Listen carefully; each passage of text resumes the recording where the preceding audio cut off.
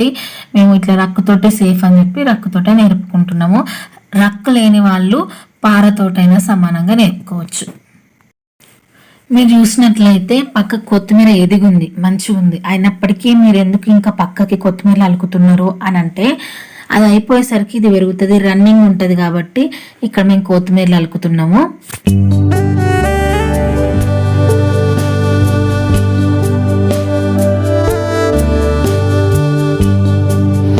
చూసిరు కదా, ఇట్లా మనం రక్కుతోటి నేర్పుకుంటే భూమి మనకు లెవెల్గా కనబడుతుంది. నేర్పుకోకపోతే ట్రాక్టర్ అచ్చులు మామూలుగా భూమి ఒక దగ్గర లోతు ఒక దగ్గర ఎత్తు కనిపిస్తుంది కదా.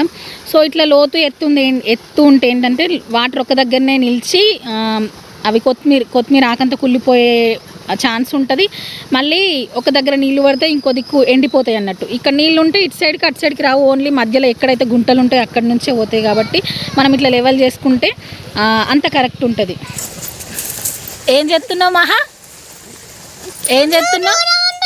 ఎందుకు? అబ్బో నేను ఫోటో తీస్తానా?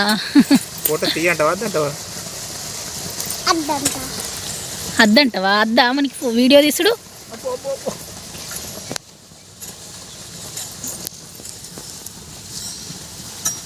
ఒక్క దగ్గరనే చూడు ఎంత లోతు చేసినావో. కొంచెం దూరం పోవాలి మళ్ళా, అట్లా అంతే. చాలు ఇంకా నాన్నకి ఇచ్చేయి. నాన్న లేట్ అవుతుంది, ఇంటికోవాలి మనం. బుజ్జి, ఓ బుజ్జమ్మ, ఏటెందుకు నాన్న? అవసరం లేదు, అద్దు తల్లి. చిన్నారి నాన్నకి ఇచ్చేయి పో, నాన్నకి పో. లేట్ అవుతుంది బంగారం, పోవాలి.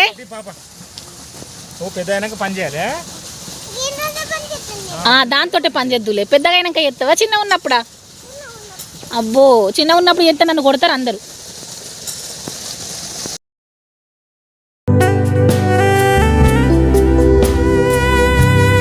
కొత్తిమీరలు అలకడానికి మేము తీసుకున్న కొత్తిమీరలు అయితే లోకల్ హైబ్రిడ్ రకము. ఈ కొత్తిమీరలు అయితే మీరు చూస్తుంటే బద్దల్లాగా కనిపిస్తున్నాయి కదా. కొంతమందికి గుండు కొత్తిమీరలు దొరుకుతాయి. అద్దు నాన్న, గుండు కొత్తిమీరలు ఉంటాయి. సో గుండు కొత్తిమీరలు వేసుకున్నామంటే మనకు ఒక గింజ నుంచి ఒక్క విత్తనం, ఒక మొలక మాత్రమే వస్తుంది. ఇట్లా మనము బద్దలు లాంటివి తీసుకున్నామైతే ఒక గింజ నుంచి 2 మొలకలు వస్తాయి. సో మేక్ షూర్ మీరు ఇలాంటివి తీసుకోవడానికి ట్రై చేయండి. ఒకవేళ మీకు గుండు కొత్తిమీరలు దొరికినా కూడా ఏదైనా కొంచెం బరువు వస్తువుతోటి సహాయంతో మనము మెల్లగా కొంచెం ప్రెజర్ ఇచ్చి నలుచుకుంటే మనకి ఇట్లా బద్దల్లాగా అవుతాయి. ఇప్పుడు కొత్తిమీరలని మధ్యలో జల్లుకోవాలి.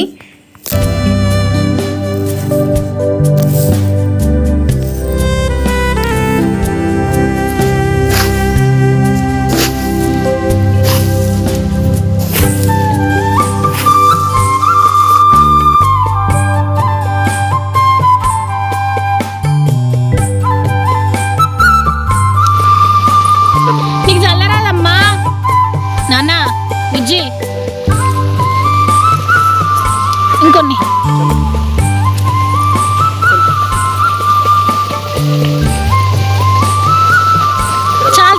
చాలు తల్లి నాన్న దా. ఇక్కడ చూసిరు కదా, మేము వేసిన కొత్తిమీరలు అయితే పల్చగా కనబడుతున్నాయి. ఎక్కువ ఒత్తుగా దగ్గర వేసుకున్నామంటే మనకు కొత్తిమీర కాడ అనేది సన్నం వస్తుంది. దూరం వేసుకుంటే మంచిగా కాడ అనేది దొడ్డొచ్చి ఆకులు కూడా ఎక్కువ పడతాయి. కాబట్టి మనము ఇట్లా కొంచెం పల్చగా వేసుకోవడానికి ట్రై చేయాలి. చూసిరు కదా, కొత్తిమీరని అయితే అట్లా పల్చగా చల్లుకోవాలి. మనము ఒత్తుగా చిక్కగా కనుక చల్లుకున్నట్టయితే దాని కాడ సన్నం వచ్చి కింద వాటర్ కట్టినప్పుడు కింద ఆకులు కుళ్ళిపోయే ఛాన్స్ ఉంటుంది. కాబట్టి మనము ఎంత వీలైతే అంత పల్చగా చల్లుకుంటేనే బాగుంటుంది. ఆకులు కూడా కుళ్ళిపోవు. మార్కెట్కి తీసుకుపోయినప్పుడు వాటి వెయిట్ కూడా ఎక్కువ వస్తుంది. పల్చగా చల్లుకున్నప్పుడు కాడ లావు వస్తుంది కాబట్టి వెయిట్ కూడా ఎక్కువ వస్తుంది. సో ఇది పల్చగా చల్లుకోవడం వల్ల అడ్వాంటేజ్. ఇట్లా మడ్లలా చల్లిన కొత్తిమీరలను రక్కుతోటి మట్టిలో కలిసేటట్టు సమానంగా నేర్పుకోవాలి. మనం కరెక్ట్గా మంచిగా నేర్పుకోకపోతే కొత్తిమీరలన్నీ భూమిపైనే తేలి వాటర్ కట్టినప్పుడు వాటర్కి కొట్టుకపోయి మడి చివరకు అన్ని ఒక్క దగ్గరికి వచ్చి చేరుతాయి. కాబట్టి మనం మంచిగా మట్టిలో కలిసేటట్టే నేర్పుకోవాలి. ఇక్కడ మేము ముందు చెప్పినట్టుగానే తక్కువ భూమి కాబట్టి ఇట్లా రక్కుతోటి కొత్తిమీరలు మట్టిలో కలిసేటట్టు నేర్పుకుంటున్నాం, కానీ ఎక్కువ భూమి అయితే ఆ మడికట్టు గొర్రు ఏదైతే మనం మడ్లు కట్టుకుంటామో అదే వేలో అడ్డం కొట్టుకుంటే కొత్తిమీరలు అన్నీ కూడా మట్టిలో కలిసిపోతాయి. ఇక్కడతోటి మనము మడ్లలో కొత్తిమీరలు అలుకున్న అయితే అయిపోయింది. ఇట్లా మనం కొత్తిమీరలు అలికిన తర్వాత మడ్లలకు నీళ్లు పెట్టుకోవాలి. ఇట్లా నీళ్లు పెట్టుకున్న తర్వాత 24 గంటల లోపు మాత్రమే మనం కొత్తిమీరలలో కొట్టే గడ్డి మందు కొట్టాలి. 24 గంటల తర్వాత అయితే అది సరిగ్గా పనిచేయదు. అందుకని మనం 24 గంటల లోపే గడ్డి మందు కొట్టుకోవాలి. గడ్డి మందు కొట్టుకోవడం వల్ల కొత్తిమీరలు అనేది గడ్డి మొలవదు. మనము కొత్తిమీర మార్కెట్కి పీకేటప్పుడు ఒక గడ్డి పోచ కూడా లేకుండా నీట్గా ఉంటుంది. మనకు పీకేటప్పుడు ఈజీగా అయిపోతుంది. ఎక్కువ గడ్డేరేసి కొత్తిమీర వీకు టైం వేస్ట్ అనేది ఏది ఉండదు. డైరెక్ట్గా కొత్తిమీరను వీకడమే అంతే అన్నమాట. సో అందుకోసం మనం అట్లా గడ్డి మందును అయితే కొట్టుకోవాల్సి ఉంటుంది.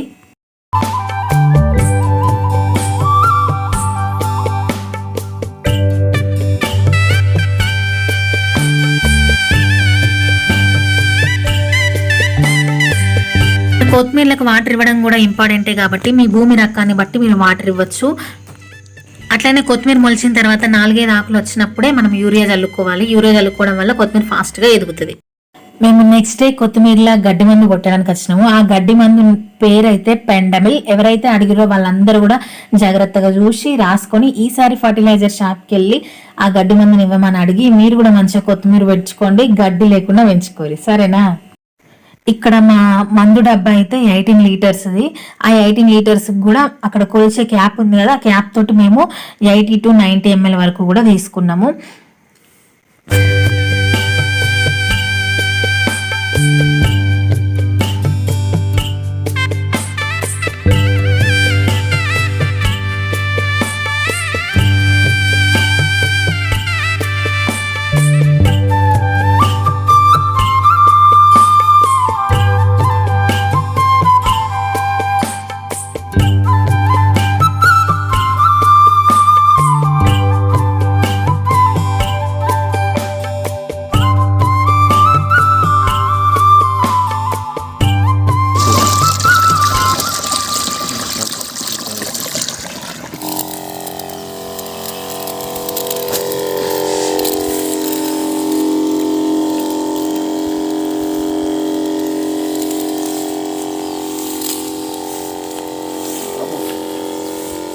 బాగా మెత్తగా ఉన్నాము.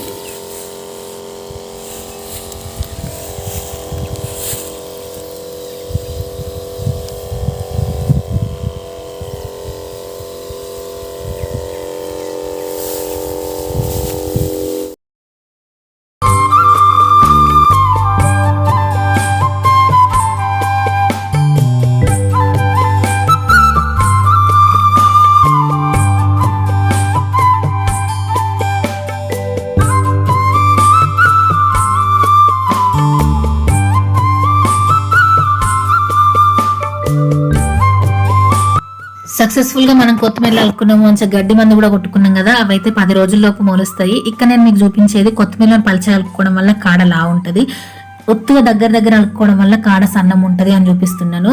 అక్కడ పలచగా అలుక్కున్న దానికి కాడ ఎంత లావుగుంది కనబడుతుంది కదా, మనకి ఎన్ని ఆకులు ఉన్నది. ఒత్తుగా అలుక్కుంటే దానికి ఆకులే లేవు, సన్నం ఉంది, అది ఎక్కువ వెయిట్ కూడా రాదు. చూసిరు కదా పలచగా కలుపుకోవడం వల్ల దానికి ఎన్ని కొమ్మలు వచ్చినాయి, ఎన్ని ఆకులు వచ్చినాయి, ఎంత హెల్దీగా ఉందో. సో పలచగా కలుపుకోవడం వల్ల మనకి వెయిట్ కూడా ఎక్కువ వస్తుంది, అదన్నమాట విషయం అయితే.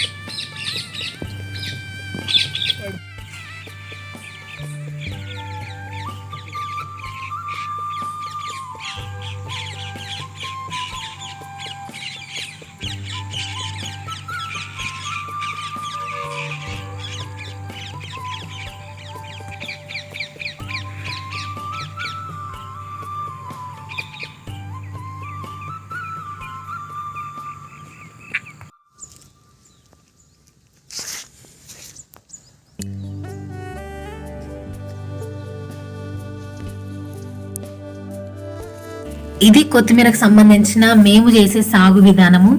ఈ వీడియో మీకు నచ్చినట్టయితే ప్లీజ్ ఒక లైక్ చేయరి. కొత్తగా నా ఛానల్లోకి వచ్చినట్టయితే సబ్స్క్రైబ్ చేసుకొని పక్కన ఉన్న బెల్ని కొట్టి ఆల్ అన్ ఆప్షన్ని క్లిక్ చేసినట్టయితే నేను ఎప్పుడు వీడియో చేసినా మీ వరకు నోటిఫికేషన్ వస్తుంది. నా వీడియోస్ అన్నీ మిస్ అవ్వకుండా చూడొచ్చు. Thanks for watching. బాయ్.